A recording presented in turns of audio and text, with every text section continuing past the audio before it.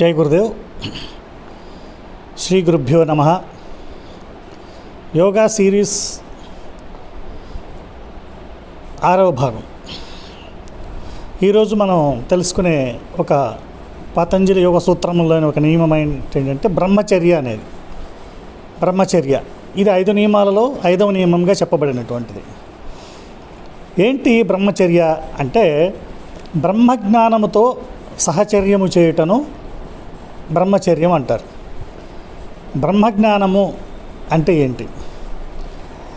చాలామంది బ్రహ్మచర్యము అంటే సంసార జీవితానికి దూరంగా ఉండడం అనే ఒక భావన ఉన్నది. ఇది కరెక్ట్ కాదు.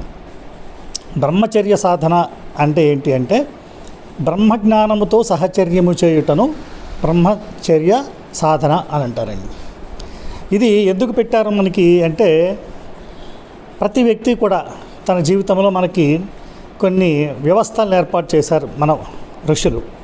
మనది ఋషి సంప్రదాయంలో ఉన్నటువంటి సనాతన ధర్మంలో మనం జీవిస్తున్నాం. బాల్యం, యవ్వనం, గృహస్థం, వానప్రస్థం, సన్యాసం అని ఈ విధంగా 5 భాగాలుగా మనిషి యొక్క జీవిత కాలాన్ని విడదీసి ఏ సమయంలో ఏమి చేయాలి, ఎలా ఉండాలి అనేదాన్ని మనకి ఒక సిస్టమ్ ఇవ్వబడింది. ఇందులో ఈ గృహస్థాశ్రమం అనేది ఏదైతే ఉందో చాలా విశేషమైనటువంటిది. ఈ గృహస్థాశ్రమంలోనికి ప్రవేశించే ముందుగా ప్రతి ఒక్కరూ కూడా బ్రహ్మచర్య సాధన చేయవలసి ఉంటుంది. అంటే బ్రహ్మజ్ఞానమును పొందవలెను. ఏంటి బ్రహ్మజ్ఞానమును పొందడం అంటే ఎవరైతే ఈ యొక్క బ్రహ్మజ్ఞానమును తెలుసుకుంటారో వారు తమ జీవితంలో మానసికంగా ఒక పరిపక్వతని సాధించి ఒక పరిపూర్ణత్వాన్ని పొంది మానవ జన్మ యొక్క సార్థకతను తెలుసుకొని భవిష్యత్తులో తను చేయవలసినటువంటి గృహస్థాశ్రమ జీవితంలో ఎలా ఉండాలి, సత్సంతానాన్ని ఏ విధంగా ఈ సమాజానికి అందించాలి అనేటువంటి అన్ని అంశాలతోటి తెలుసుకున్న తరువాతనే వాళ్ళు గృహస్థాశ్రమంలోకి అడుగు పెట్టడం జరుగుతుంది. ఎప్పుడైతే ఆ విధంగా జరుగుతుందో అప్పుడు వారి యొక్క జీవితం, ఆ గృహస్థాశ్రమ జీవితం అనేది చాలా అద్భుతంగా ఉంటుందండి. అందుకే మన ఋషులంతా సన్యాసులు కాదు. All rishis are married. ప్రతి ఋషి కూడా గృహస్థాశ్రమాన్ని స్వీకరించి వారి యొక్క ధర్మాలను వారు నిర్వర్తించారన్నమాట. క్లుప్తంగా మనం తెలుసుకోవాల్సింది ఈ యొక్క బ్రహ్మజ్ఞానము అంటే ఏంటి అంటే మన భాషలో చెప్పుకోవాలంటే physics, chemistry, biology and mathematics of this whole universe is called బ్రహ్మజ్ఞాన. సృష్టికి ముందు ఏమున్నది, ఈ విశ్వంలో ఈ సృష్టి ఎలా ఏర్పడింది, ఈ గ్రహాలన్నీ ఎలా వచ్చాయి, వీటి వెనుకున్న రహస్యం ఏంటి, వీటి వెనుకున్న శాస్త్రీయ సైంటిఫిక్ ప్రాసెస్ ఏంటి, ఏ విధంగా ఇన్ని కోట్ల వైవిధ్యము కలిగినటువంటి జీవరాశులు ఉద్భవించాయి, ఎందుకు పుడుతున్నాయి, ఎలా మనుగడ సాగిస్తున్నాయి, ఎలా మరణిస్తున్నాయి, మరణం తర్వాత ఏమి జరుగుతూ ఉన్నది, పునర్జన్మ అంటూ ఉంటుందా, ఇటువంటి అనేకమైనటువంటి విషయాలని సంపూర్ణంగా తెలియచెప్పడాన్ని బ్రహ్మజ్ఞానము అంటారు. ఇది ప్రపంచంలో ఎక్కడా లేదు, ఒక్క భారతదేశంలోనే ఈ విద్య ఉన్నది.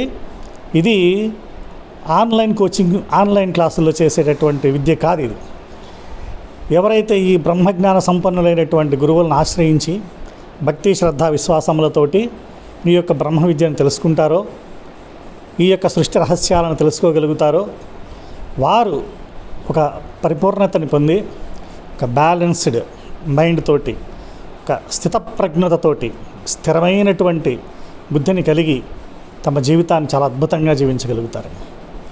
ఎటువంటి కల్మషం లేనటువంటి ఒక దైవికమైన జీవితాన్ని. ఎందుకు అంటే మన యొక్క సనాతన ధర్మంలో ఇక్కడ చెప్పబడింది ఏంటి అంటే ప్రతి వ్యక్తి కూడా పుట్టిన తర్వాత అంతిమ లక్ష్యం ఏంటి అంటే మోక్ష సాధన, అంటే మోక్షముని పొందడం. అంటే భగవంతుడి దగ్గర నుంచి వచ్చాము, తిరిగి ఆ భగవత్ సాన్నిధ్యానికి చేరుకోవాలన్నదే ఒక అంతిమ లక్ష్యం ఒక ఈ ధర్మ సాధనలో. అయితే అది ఎలా వచ్చాము, ఎక్కడి నుంచి వచ్చాము అని తెలుసుకుంటే ఎలా వెళ్ళాలి, ఎప్పుడు ఎలా వెళ్ళాలి అనేది కూడా అందులోనే తెలుస్తుంది. కాబట్టి ప్రతి ఒక్కళ్ళు కూడా ఈ యొక్క బ్రహ్మజ్ఞానాన్ని పొంది తీరాలని. ఈ బ్రహ్మ విద్య తెలుసుకుంటేనే మీరు ఈ యొక్క జన్మకి మనకి సార్థకత లభిస్తుంది. సో మహానుభావులైనటువంటి గురువుల సాంగత్యంలో కొంతవరకు మేము తెలుసుకున్నాం. కానీ ఇది తెలుసుకోవాల్సి ఎంతో, ఇది అనంతమైనటువంటి ఒక సబ్జెక్ట్. అంత ఈజీగా అర్థం చేసుకోవడం కూడా ఒకసారి తెలుసుకుంటే అంత ఈజీగా అర్థమయ్యేది కాదు. దీనికి ఒక పద్ధతి, ఒక సంప్రదాయం, ఏ విధంగా ఎలా తెలుసుకోవాలి అనేది ఉన్నది. కాబట్టి ఈ యొక్క బ్రహ్మచర్య అనేది ఎందుకు పెట్టబడింది ఈ నియమాలలో అంటే, యోగశాస్త్రంలో ఇది ప్రతి వ్యక్తికి కూడా ఒక అవసరమైనటువంటి ఒక ఆత్మజ్ఞానం. ఇది ఈ యొక్క ఆత్మజ్ఞానాన్ని పొందడం ద్వారా మనిషి తన జీవితాన్ని పూర్తిగా సార్థకత చేసుకోగలడు. తను ఏం చేస్తున్నాడు, ఎందుకు జీవిస్తున్నాడు, ఎందుకు ఇవన్నీ చేస్తున్నాము, వీటి ద్వారా మనం రేపు సాధించవలసింది ఏమిటి, ఇక్కడి నుంచి వెళ్ళేటప్పుడు ఏం తీసుకెళ్ళాలి, ఎలా, ఇవన్నీ కూడా ఈ యొక్క బ్రహ్మ విద్యకు సంబంధించింది. ప్రతి ఒక్క యువత ఈ రోజున ఈ బ్రహ్మ విద్యను తెలుసుకొని బ్రహ్మజ్ఞానాన్ని పొంది మీ జీవితాలను అద్భుతంగా మలుచుకోవాలి.